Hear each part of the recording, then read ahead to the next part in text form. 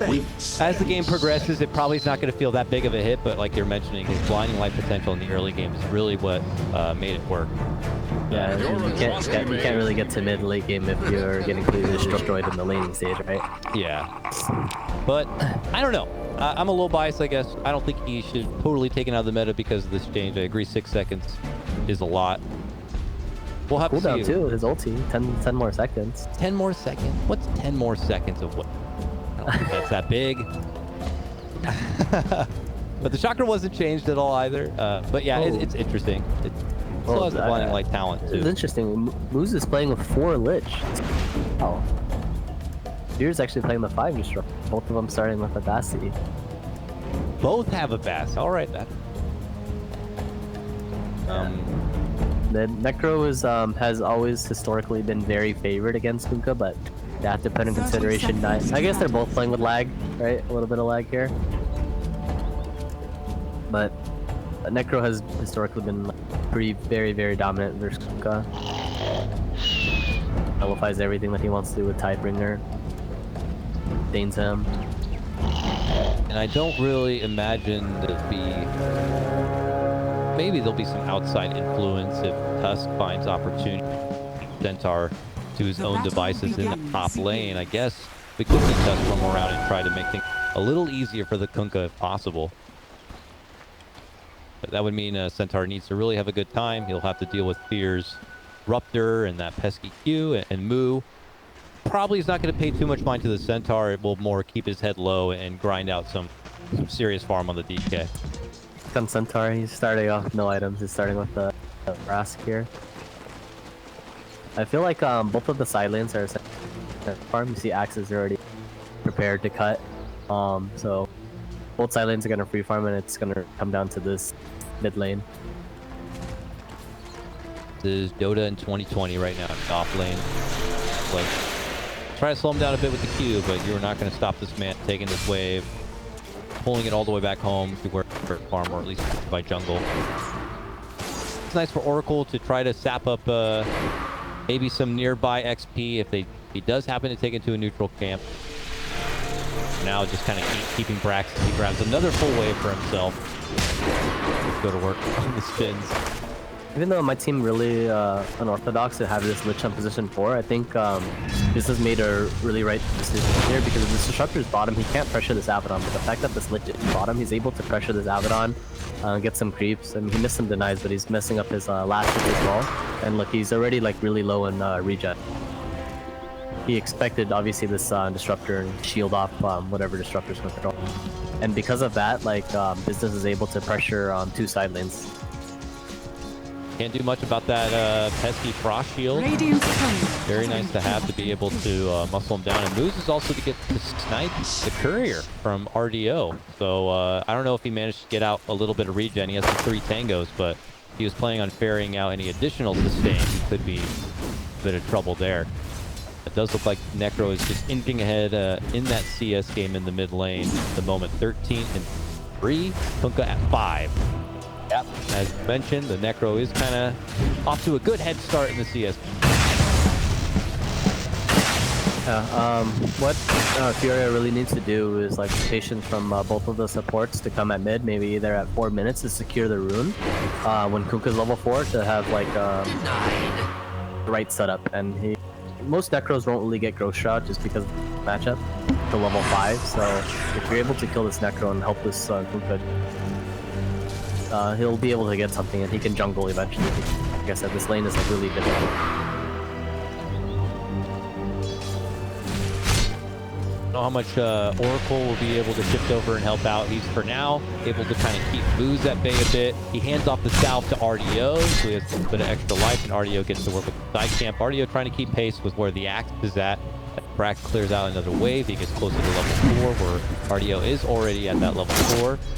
We mentioned before about maybe rotation could come from Ico at the top lane if they get lane push forward, or at least away from the bounties. Grab a bounty and make rotation down there. Got his own pretty cool now. So Oracle's like really sad right now. Like I said, he was just like watching this act, this free farm. He can't do anything. He's stuck at level 1 because all he can do is like spectate. And honestly, the best thing he probably could have just done is just throw some Qs at this Lich to help to secure Abaddon's lane early, get his level 2 at least. Into warding and some rotation right now. Potentially trying to kill mid. Lich scooting his way on over. Brax is around the corner. Murdoch already pretty low, does salve up. Mentioned Moose is waiting in the wing. Possible opportunity to strike. 4-minute mark, they'll pepper him up right now. Where is it, Moose? Is that the time? He goes in, hits him with a frost blast. Already rotation to come. It's Duster, but by the time he arrives, it's a bit too late. 9 already gets the kill, and there's your first blood of the game. Successful strike by BA. What's kind of weird about that was they had full vision of that. This Snorkel should have been there already in preparation because this Skunko's like very low. Oh, Courier. Oh, I thought that was practice. Glitch's Courier almost in a... Uplifter almost in a bit of a jam, but it looks like they're going to be fine. Duster now just going to hang by the side of the mid lane to take some of that XP in the meantime. But free farm for Axe, free farm for Abaddon. The 30 CS. Necro at the same CS, and he's had a lane to deal with. Going glorious there. We'll touch base with top lane as Sexy Fat is eating that harassment and fear. Passes to Mango with a bunch of clarities. He keeps picking up the Q, but they've had enough of it. They block him in with a nice little set of shards. The kinetic field is not going to keep them off, and looks like Furia are going to scratch a win themselves. Play by them. Furia does end up with 3 bounty runes. It's actually pretty nice for them there too. Duster may pay for it. Goes in deep to get that bounty rune, and now Brax is able to meet him in the river. Hits him with the call and a couple of punches. Brax will get a kill under his belt. All of these cores are free farming except for the Kumka here. Yeah, everyone is getting grossly big. Exception of the pirate. He has to back off and even wait for his level 6. Necro over level 6 at the time. And like you mentioned before, even the likes of Brax getting farmed up grossly. He just picked up an item. What has he got coming out? He's going early blade mail? Chainmail? Laser attack? He has phase boots. Oh, Brax? The boots. Phase and then... So like 3v3 mid lane oh, yeah. now. Got hit, but there's that Fate D to counter. Just takes away that pesky Necro ult, and they're looking to turn the tide, moving in with the setup. Aiko hitting him hard, but loses his own life. They couldn't finish him off with a Purifying Flame, so not step away and heal on up. Who's also forced to backpedal. But there was no follow-up Purifying Flame there. It's only level 1 also, so... Oh, there's a regen top 2 for the Necro. It's pretty unfortunate, honestly. Furia was like, I saw Tuskar going in. He clearly didn't do the math there. If he had his tag team, which was only like 6 mana off, I think the Necro would have died with 2 hits from him with his It's still unfortunate there. He's back tag teaming up to the top lane. Boo is pretty damn tanky though. Radiant's middle got the 3 points into the Dragon's Blood. 8 Nintendo. They still can't get him out. Murdoch's here. He's like, I'll help out, boys. The 3 of us should get it done. And, they changed their mind because now support's on the way. I don't think Fear has a glimpse. Well, it doesn't look like he may need one. He dropped that shield. They got the frost shield. That's going to be slowing them enough. Boo looking to finish off Murdoch. Hits him with the free fire. Oh, the Fate Edict to disarm him. Kuka will be able to make it away, and now comes Sexy Fat looking to move it on to Boo. Boo now getting hit with the damage. There's the stun and finish. I was about to say that was kind of a desperation play from Furia. They were rushing that way too fast. Like Kuka was like reviving, he didn't even get. They already started the initiation, and I think business just felt a little bit overconfident there. And you know, Moo overextended a little bit. You know, don't really want to chase heroes like that. Their catch isn't the greatest. Fear's not level 4 yet. Doesn't even have glimpse. Radiant's middle tower has baited them back into. Well Necro played. does get a free tower though. Fury to turn it around, but yeah, like you said, that leaves the mid lane totally wide open, and Necro is able to get the free, pretty valuable tier 1 tower mid. He's now getting close to level 8. He just finished off his hood. It's going to be a problem. This Necro is certainly off to a wonderful start. 56 and 13. The next in line is Brax, still trucking away at this bottom lane. RDO looking like a bit of a comeback factor here for Furia if possible, but 9 is rotated all the way down below. Got that Reaper side. Want to see if they can get some blood with it, but RDO's going to bounce. one port to take mid for this free XP using their strongest hero right now, which is Necro. He's a hood already at 8 minutes to pressure this tower. So there is pressure in tower right now. Furia right now, they're kind of looking to like try to find some like kills, but the problem is like this is a lineup. It's like, who are you gonna kill? The only people that you can really kill, honestly, at this point is like Fort. And it is level 6, and that's their priority. They're defending mid again. This hood. A lot of attention and time from Furia though to this mid lane.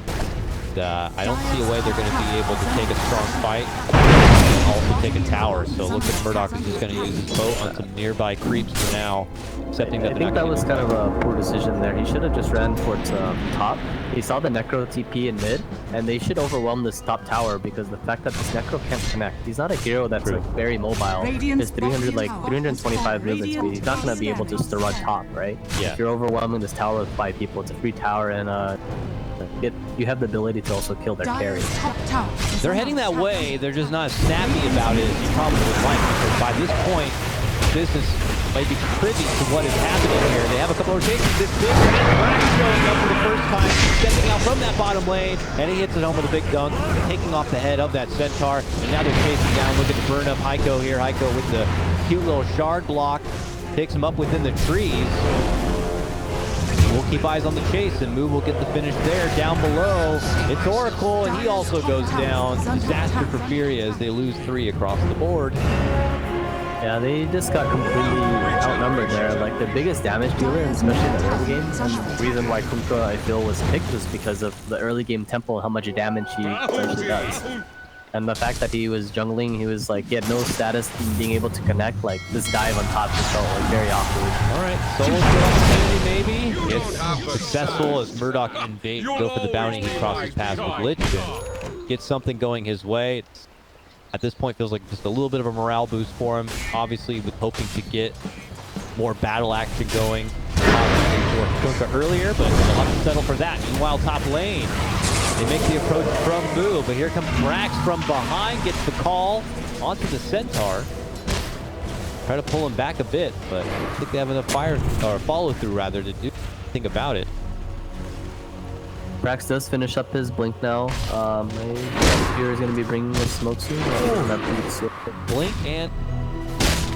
Oh, I thought he had the hood. That was the next one. Blink and phase. That would be insane. So he's got blink and phase, and I imagine wants to get his hands dirty with it right away. There is that Business ward, should definitely pick up a smoke and be able to use Destructor and Axe combo together.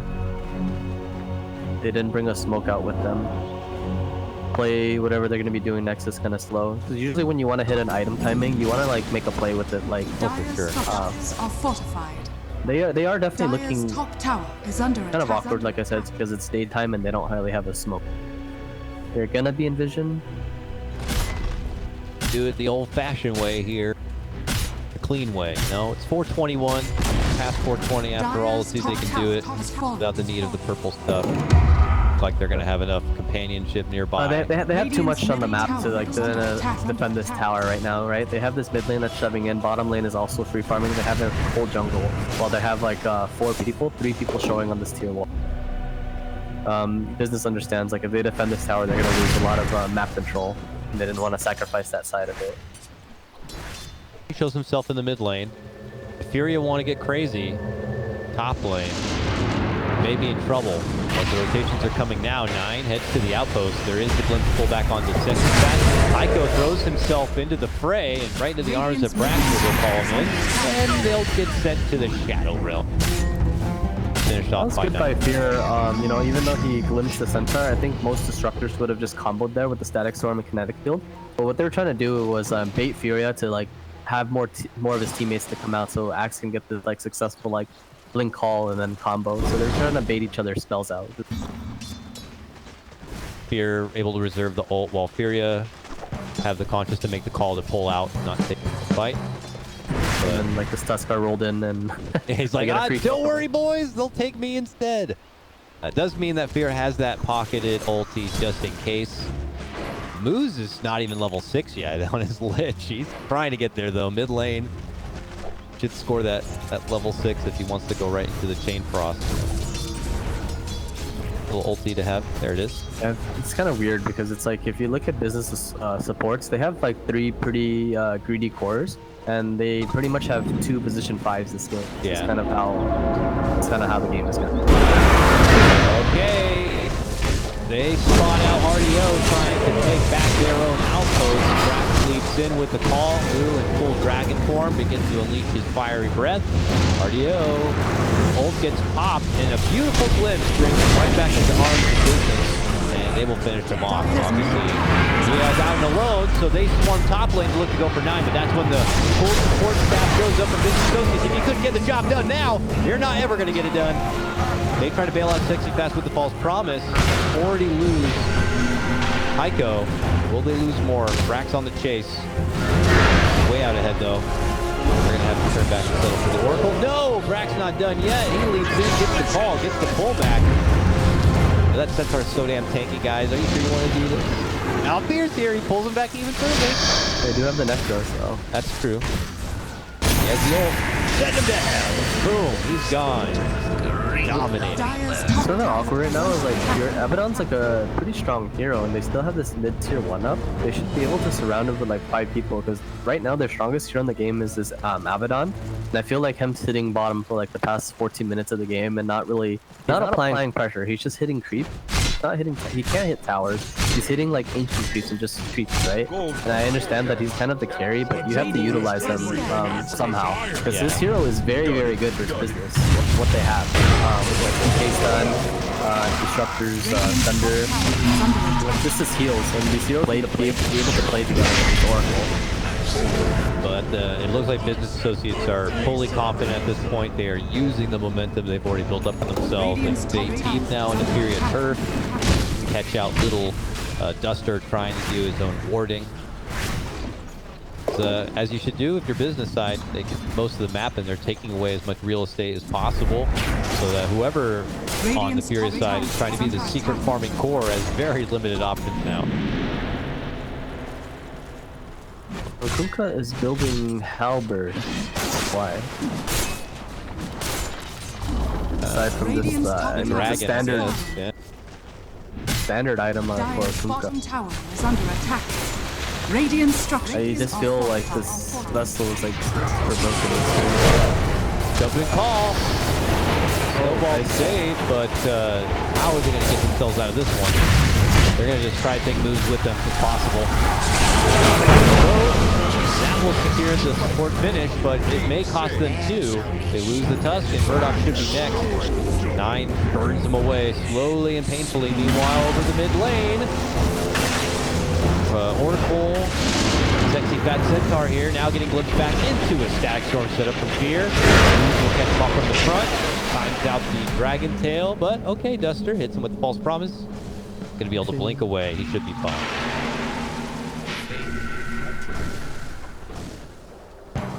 Yeah, so Abaddon is closing up to his relic soon. Same time Necro. Bye. Oh, he bought bots, okay. Necro is a Radiance accused up Radiant's himself. middle tower. Yeah, I thought it was close to relic. He bought bots. Oh! Big snowball in to Brax, but Brax just holds that staircase, telling Furia that they are not allowed to come into their own jungle. And Blue's going to be clean house here potentially. To go for his 3rd here. It's going to be sniped away from Brax. Mega kill streak for him. 4 to 17.